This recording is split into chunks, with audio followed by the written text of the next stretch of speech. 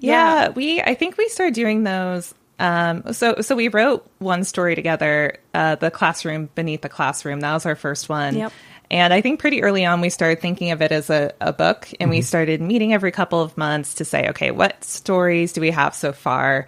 What areas of primary school life have we not really gotten into yet, but we're interested in?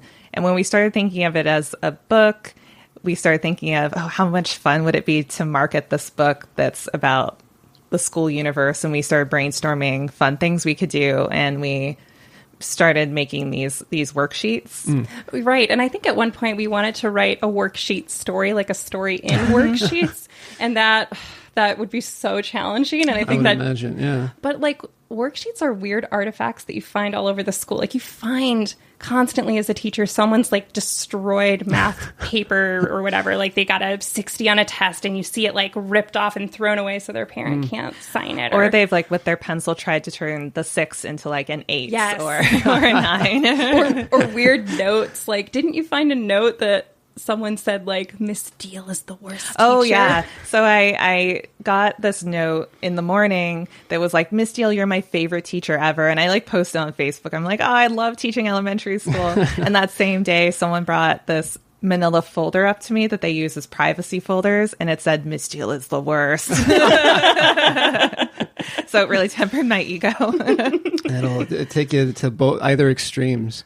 But I remember, worksheets as a kid being also just where, I would, the imagination would go. I would turn, be coloring stuff in to make shape or drawing shapes or writing little tiny notes and things on it. It's kind of, it has this potential to turn into something else outside of what the actual assignment is. Yeah, and like if you get a worksheet turned in that doesn't have a name, sometimes you know who it belongs to anyway, based on their handwriting, and also based on like sometimes I'm like, okay, there's this picture drawn in a specific way, so I know it's probably one of these students. Like they show personality in a way that you wouldn't really expect them to. Yeah, even when they're like refusing to do the assignment, and the way they choose to refuse to do the assignment is really revealing of what's going on with them right now. Yeah. I remember a student, she was a high school student though, but she never wanted to answer short answer questions, and I would just reassign them to her and say, you just got to try. Just give me one sentence. And she just wrote, when will you learn I am never doing these? Yeah, I don't know about you guys, but I also learned pretty quickly how many of these things that I had to do minimum-wise. Yeah. How is this... Had you guys written together collaboratively prior to this? Had you taken any project on like this? No, I'd never really collaborated with any living person. Like, I guess like blackout poems and stuff or ekphrastic writing, but never actively starting a project with someone. But we both read this collection With Animal, which was a collaborative collection that was all thematic about like being pregnant with different random animals and what that would be like. And I loved the collection. And then I was like, wait, how did two people write this? Like, it felt seamless. It didn't seem like two voices competing against each other. And I was like, oh man, I hope there's like an interview out there that could like explain their process. And I started Googling, and Dana had already interviewed them and asked them how they did it. Kelly McGee and Carol Guest, just a shout out to them. Yeah. Oh my God. And they're like such a huge inspiration. Like I read how they did it, and we sort of adapted from them. They basically said they would start a story and get to a stopping point and trade it. And I think their rule was don't change anything, but add whatever you want. And we were a little more flexible. Yeah, so our process was similar, where one of us would start a story, and whenever we were like, I don't really know what happens next. And normally as a writer, that's the point where you're like really struggling and the story, and you might abandon the story, but we would send it off and give permission to make any changes you want. And then like when Melissa would find a stopping point, she would send it to me. So some of the stories we only sent back and forth a couple times. Some were way more. Sometimes we'd rearrange the order. So even though we were sending it back and forth, you don't always see that in the finished products. And we would forget who wrote what eventually.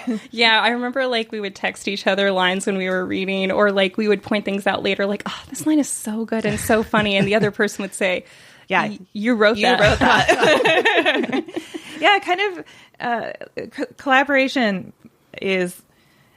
it really affects your ego, like kind of on both ends of the spectrum, because you see your writing in a more objective light eventually, at least if you're like me and Melissa, where eventually you forget what you wrote and you can appreciate your writing as just writing, not as something that came out of you. But then also we went into it saying, okay, we're sending this rough drafts. I have not edited this at all, and it's okay that somebody's reading it, and it's okay if they get rid of things.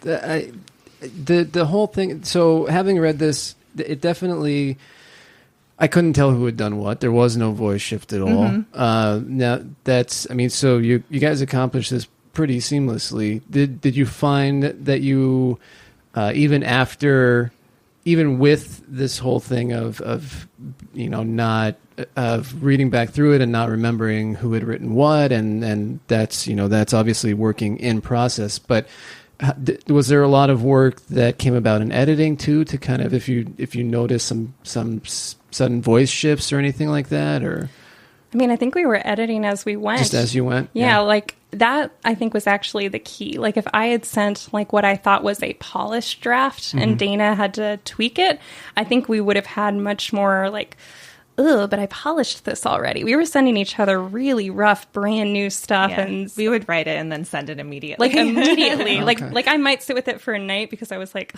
what if Dana hates this? Yeah. Right. Because if I was sent something that Melissa had written and I hadn't seen it yet, part of it would be me tinkering with what she had already written, and then part of it would be adding to what she had written. So we were kind of editing and adding in together. Yeah, we didn't have, I was basically like, delete whatever you want, add whatever you want, rearrange whatever you want. Like, I just trust you, and like send it back. And sometimes that would be like, she would delete something and I'd be like, oh, I missed that. I'm going to put it back in. And I'd be like, just so you know, I put that back in there. Like, okay, it's in. So Melissa puts double spaces after her periods, and I don't do that because that's not what you're supposed to do anymore. I can't help it. Is that a hard, fast rule now? Because I grew up doing the double space, Me too. and so that's what I always... But I can't stop it. Like if I stop it, I can't write anymore because I'm just thinking about not double spacing. But it was useful because when I would get a draft back, I would know where Melissa had added or changed something because I would be going through and deleting the double space. That's yeah. I will still. I finally, within the last year or so, got myself out of doing it. But it was the double space after the period and the Oxford comma. And I will take the Oxford comma to my cold grave or whatever. But I'm pro Oxford comma. I very much love it. Yes, so. It's I don't know. It just feels good. You're putting it in when you're putting it in there. Yeah. And there's something about it, that extra pause, like you're telling somebody, no, and you're visually, not done yet. You have to pause again. Well, this is one reason it's good to be an elementary school teacher of English. You can shape you can shape them, and I will explain why it's important. Oh yeah, keep the Oxford comma alive. Yeah, there's even I brought in that article. Did you see like someone won like $10,000 or $10 million because there was an unclear clause in a contract because of a missing Oxford comma? And I was like, Did you know? Still very important. Hashtag Oxford comma. Yes. Also, with us editing and changing each other's work, I think the collaboration was successful because we have similar styles and we like similar things already, but we also have different skills. So I think Melissa is really great at furthering the story. So I would often think a story was done and send it to her, and she would just break it open. So like we have a story about an android boy, and I think I had written something about them wanting to go to Ireland, and then Melissa made it happen. And I never thought of just running with the story in that way. So I learned a lot about that from Melissa, is just taking the story to its full potential. And I think one of your gifts was deepening the story. Like, I tend to race. I'm like, oh, this can happen and this could happen. But like Dana would like give the characters, like she would anchor them in place with details that gave them a history. Like that Ireland detail. I'm like, wow, I never think about like what people want to do like in the far flung future or where they were from. I'm just like, what are they doing now? And it was great to be like, oh, she's given me something that like this character already cares about. And like, let's use that. Like they have a rich life. Well, and the Ireland trip at the end allows for this very beautiful and poignant moment between mother and son at the end that I would have missed if it wasn't, obviously if it wasn't there, I wouldn't have known it wasn't there, but it really added something, already there's this idea that, and not to give too much away about the story itself, but there's this concept of raising a child that's a non-biological child and having things implanted and having some sort of like when you think about raising a child, you think about shaping their mind, right? But literally, you are shaping their mind, and the idea that in this particular instance, there's a finite space. And there is in humans too, right? There's only so many things that we can hold before something slides out to make room for something else, right? But, the idea, what if we did have the choice? There are some things I would love to get rid of and hang on to some other things. But that to me, that story, not necessarily in style, because I think his style is much more stiff, but Philip K. Dick immediately came to mind reading that story. So was there, as you were writing these stories, was there any like touchstones that you kind of had in your head or things that... So I felt inspired by TV actually a lot, because we kind of dip into genres that I hadn't written in before. So we have a zombie story, we have an android story, we have some sort of borderline horror stories. And I really had a lot of the TV that I love and admire in my head while I was doing that. Okay.